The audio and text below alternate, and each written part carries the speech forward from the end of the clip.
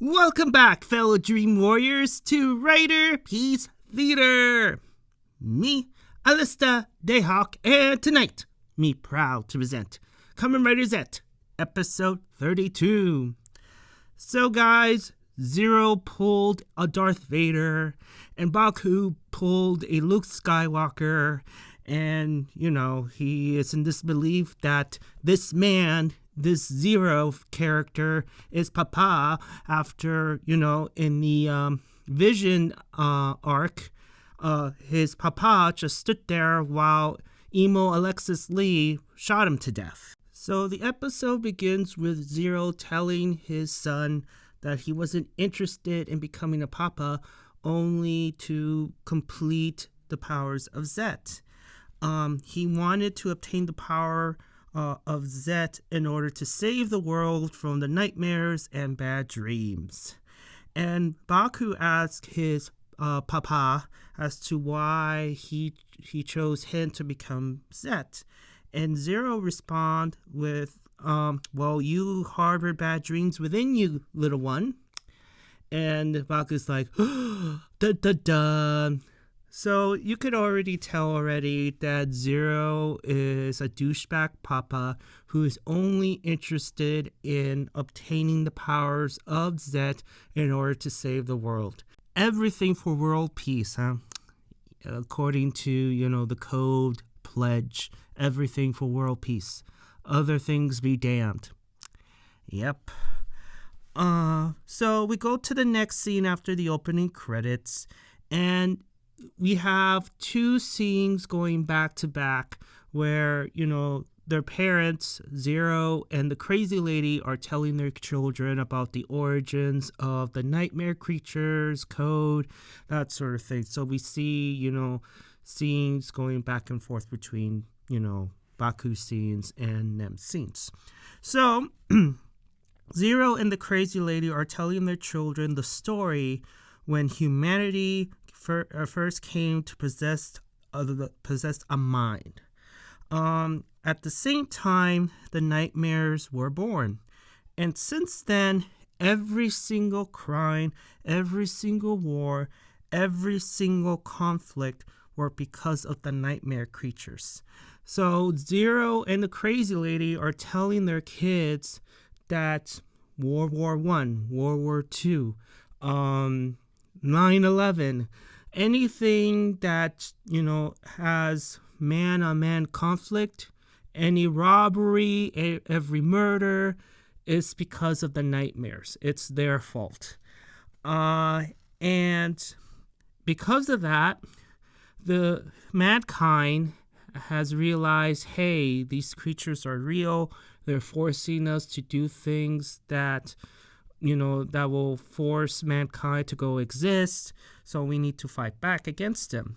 So, knowing about their existence, the nightmares, mankind has started to fight back these creatures as time goes on.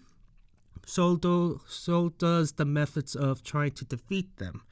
And then technology came into being, and you already know that, hey, let's add technology in our fight against the nightmare creatures. And therefore, code was formed. And code tried their best to keep the nightmares at bay. But whenever humanity tries to make a dream come true, the nightmares try to turn them into bad dreams. And the bigger the dream is, the more terrible the bad ones become. And the only way to break this cycle is to have a truly destructive power that can, destroy the cycle. And Baku remembers his dream when he was a baby about the nightmare of ruin and realized, hey, you want his power, don't you, Zero? And yeah, Zero wanted that power. And then we go to the scene with Crazy Lady and Nem. And poor Nem, after listening to the story, she assumes that mankind's sin is actually her. But the crazy lady says, no, that's not true. Code is the sinner. because they are trying to make the world where you cannot be who you are. And Nem was like, if it weren't for me, nobody would have bad dreams. And Crazy Lady responds back with, if you can't be happy, nothing else really matters at all. We go back to Zero Ledik and his son Baku. We learn that Zero's obsession of completing Zeztz has led him to become heartless about the people that he was supposed to care about, mainly Baku. Like, Baku assumes that Zero's obsession about completing Zeztz and obtaining the power to, stop the nightmares and to protect world peace, yada, yada, yada, has made him heartless. Yeah, Zero doesn't care about, Baku, Minami, or anybody else in his circle. And Zero responds with, yeah, I just don't care. And then you see Zero disappear, and we quickly see Zero waking up in the real world. And then we go back to the secret garden where Nem runs away. And Crazy Lady says, no, my daughter, stop, don't leave. And then Nox shows up and asks, like, don't you want to stop her? And Crazy Lady says, well, I don't remember how to go to sleep. So, yeah, I can't stop her. Okay, lousy mama. Okay, and so Nem runs away. And then we go to the next scene with Nem at the bench at top of a building. And Baku meets up with her and they talk. And Baku asks if Nem hates what fate has given her. And she responds with, it's not my mother's fault because she was trying to protect me. And Baku says, well, it's the opposite with me because my own father, Zero, is trying to kill me. He abandoned his role as a father and his dream of Zeztz. Nem says, well, if it weren't for the nightmares, this wouldn't happen. And Baku's response is, well, if it weren't for them, I wouldn't be here with you. And Nem finished off with, Zero was trying to make his dream come true. That's why you became Zeztz. And Baku teases by saying, that's right. And Baku returns to the real world. So we return to the real world at Code HQ, where Emo Alexis Lee storms into Zero's office to arrest him now that he is stripped of command. And Zero knew this was going to happen because he had a feeling that 3 had, these secret talks with the higher-ups. And according to him, Emo Alexis is also after Code Zamia for himself. And as, Emo Alexis Lee, told the soldiers to arrest him, not only he is arrested, he can no longer escape into the dreamland because, he made sure of that. And Emo Alexis ends up laughing as Zero mentions Code Zamia and how he is after it. And, you see him with a creepy smile, and that's how the scene ends. And we go to the next scene with Mulder and Scully investigating the black case when Mulder spots Nox, and the black case file members got Nox cornered, and Nox says, for your own good and safety, please don't interfere with this. And Mulder pulls the whole, I think I solved the case. If you're here, that means Code is involved. No shit, Mulder. Jeez. Mulder adds, as a member of the Black Case Files, I cannot overlook this. And then Scully steps in by saying that if there's something disrupting public safety, I have to investigate and take necessary measures, regardless if it's Code getting involved or not. And Nox responds all arrogantly, be like, I don't want to hear your mundane dreams, which triggers Scully by saying, I'm going to report you to Internal Affairs, Senpai. And Knox was like, wait a minute, Senpai, what the hell? And then Mulder is just standing there feeling all giddy as he is watching this thing unfold before his eyes, as he knows that something is going to happen to Knox, because yeah, he's waiting for that kick that Scully is planning on giving to Knox. And so Mulder gets all giddy knowing what's going to happen, but next thing you know, Knox grabs Mulder, and Mulder becomes his shield from the impending Scully knee to the gut, which happened. I find it to be very funny. Mulder was so happy to see that somebody else will feel Scully's wrath, but it turns out that no, Mulder, you gonna be my shield, and you gonna absorb the blow for me. Yeah, I find it to be funny.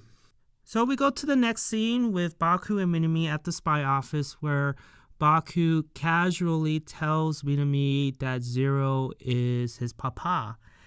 And this is where Minami, I believe, is trying to get the benefit of a doubt out of this, sensitive situation between Zero and his motives.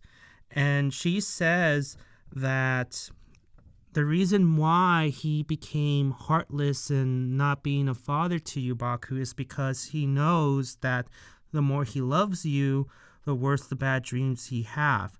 He wanted to stop the Black Case from tormenting you.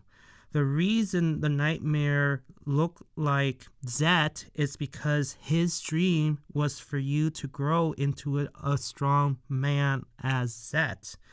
And as, Minami is telling Baku this, Baku is like, are you effing kidding me right now? Why are you giving him the benefit of a doubt? He left me to die at the hands of Emo Alexis in my premonitions arc, and he is trying to kill us all right now. And then Minami points out an excellent point. Well, if he is a heartless killer, as you said that he is, he would have killed me way before this. Which causes Baku to really reflect and be like, wait a minute, why did Zero told me in the graveyard site that this is going to be his last goodbye? To why did he warn me about the executions? Why is he doing this? And this causes Baku to really be doubting Zero's motives and everything that he has dealt with him in the past.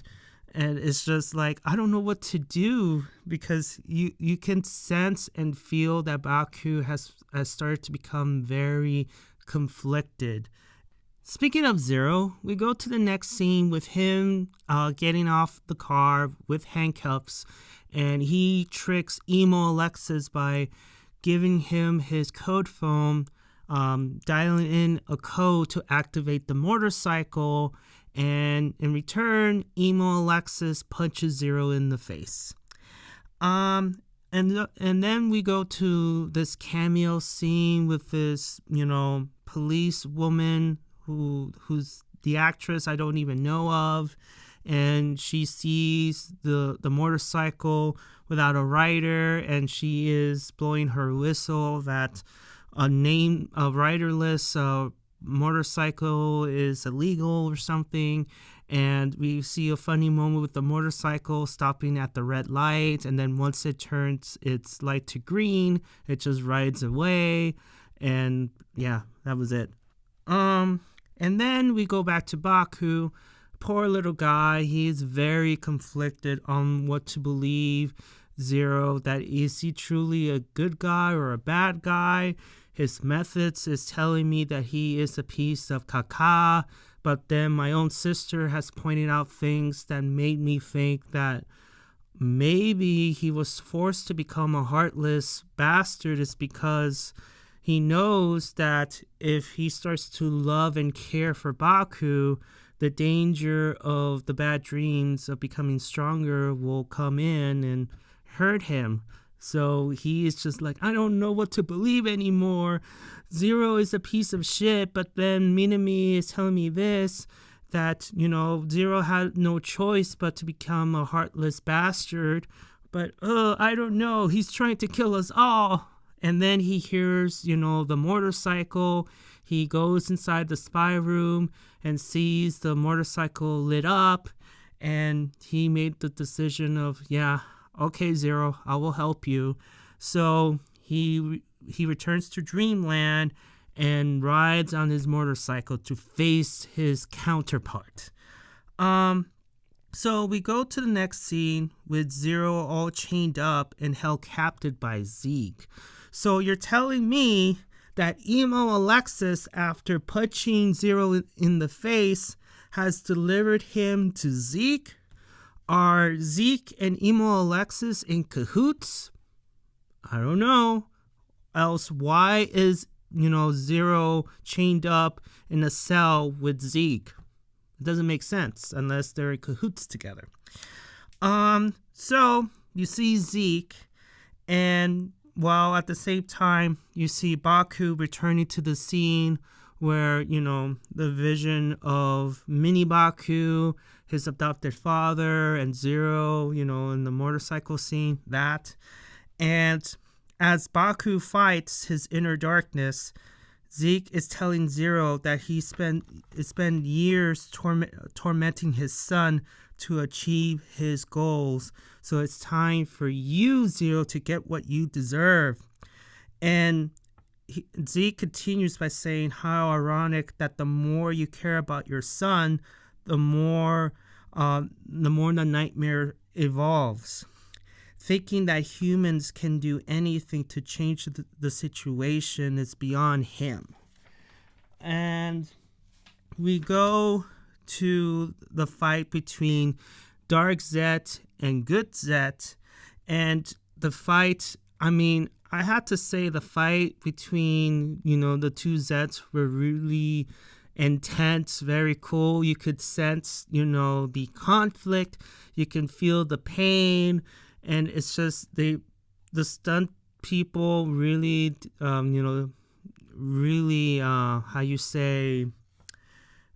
they gave their all into this fight, and I really do appreciate that, and I could see it in the scene. And as, evil Baku and good Baku were fighting, Zero says to live on. And then we go to a short scene with emo Alexis, stepping on Zero's wallet, and you could see the picture of Mini Baku in the wallet. We quickly go to the secret garden where the crazy lady notices a bunch of flowers quickly withering away, causing her to have the look of concern upon her face. We go back to the tale between two Zeztz, and they end up using their impact finishers on each other, which I thought it was pretty badass on how they ended their match. And they were punching each other, pushing their drivers to the limit, leading up to Baku's victory. However, his driver is now destroyed, and Zeke is just sitting there and be like, oh, how disappointing again. And here I thought that you, Baku, would deliver me the bad dream that I always wanted to see. And yet I didn't get that. Oh well, at least your driver is destroyed and you are no longer Zeztz anymore. So, it is what it is. At least it's a little bit of a victory for me, I guess. And then he just walks over Baku like he was a piece of trash. As Baku is laying there with Nim attending to him, all in pain due to his fight between him and Dark Zeztz, and his driver, his poor driver, is completely destroyed. And that's how the episode ends. Talk about the Empire Strikes Back in this episode. On one hand, you have poor Nim, who has convinced herself that she is humanity's sin, and she's blaming herself that if it weren't for me, the nightmares wouldn't be here, and I'm trying to make people's dreams come true, but in reality, I'm making bad dreams come true, so I wish I didn't exist. While on the other hand, you have poor Baku Skywalker, who has learned that Zero is a piece of shit and is his father, and he learns that, Zero's ambition is trying to obtain and complete the powers of Zeztz in order to protect world peace, and just telling his own son to his face that he never cared about being a father. It was all about completing the powers of Zeztz. And yeah, I mean, poor Baku, he's just like, well, my dad is a piece of shit. He only cared about, his ambitions and not me. And then when Minami came in and tells him that, is it possible that the reason why he became a heartless bastard is because he had no choice? He did it for the greater good, because he knows that the moment he starts to love you and care about you, then the bad dreams will affect Baku even more, and maybe to the point where he gets to die or something, which causes Baku to have this inner turmoil within himself that he's like, well, wait a minute, Zero is a piece of shit father who left me to die, while on the other hand, he is trying to believe that, is it possible, due to what his sister told him, is it possible that the reason why he's a piece of shit is because he wanted to save him in a strange way? That's why you see Baku's like, I can't believe what I'm hearing. He's trying to kill us all, and yet he said things like, this is my last goodbye, to warning him about the executions. If he is truly an evil man, why didn't he kill Minami and the others like a long time ago? Why would Baku get his warning? And it's just all these things that makes Baku like be like, oh, like, who is this man? Like, I want to hate him, but at the same time, I cannot, because I want to believe there is a benefit of a doubt here. And I get this feeling by the end of this season, I think that Baku will find a way to forgive his father. I just believe that. But for right now, Baku is really in distress on what to believe, because he doesn't know what to believe in Zero. Like, is he an evil bastard, or he just became an evil bastard because he felt that he was doing the right thing? Because, like I said, if he wants good dreams, then the bad dreams will come in and become stronger, and, that loop. Other than that, I mean, you have the Black Case File members courting Knox, and, look what happened there with Mulder. And, yeah, I think that's it. I mean, we don't know anything about Baku's mother at all. So hopefully we get to learn about Baku's mom, if there's a possibility. And Zeke. Like, what is Zeke's role in letting Zero all chained up in his cell for? Are Zeke and Agent 3, Emo Alexis, are in cahoots together? As of right now, maybe.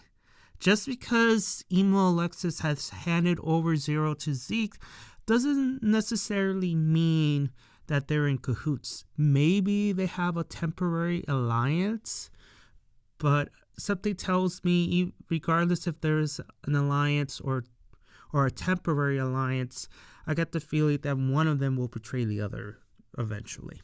So, give me your thoughts and opinions about this episode. Did you like it? Did you dislike it? Did I miss anything? Even though I have my notes in front of me, I may have missed a couple of important things here and there. You never know. Just write in the comments below. And give a like if you like it, and please subscribe. And next week is the debut of Zetz's final form. And yeah, I mean, can you believe it? Already, Baku's going to get his final form, in which I find it to be too soon, only because we just got Odom not that long ago. And when it comes to Ultimate and Mega forms, for those who've seen Kamen Rider as much as I have, knows that once the Ultimate and the Mega form gets their debut, all the other forms no longer exist. So I can see Baku using his final form up until the finale. Just my opinion, I just find it to be too soon after, the debut of Odom. My take is just wait until maybe episode 37 to have its debut. But again, my opinion. Anyways, before I start to ramble, thank you so much for listening. Give a like if you like it, and please subscribe. And I will see you all on the other side of Oblivion. Johnny!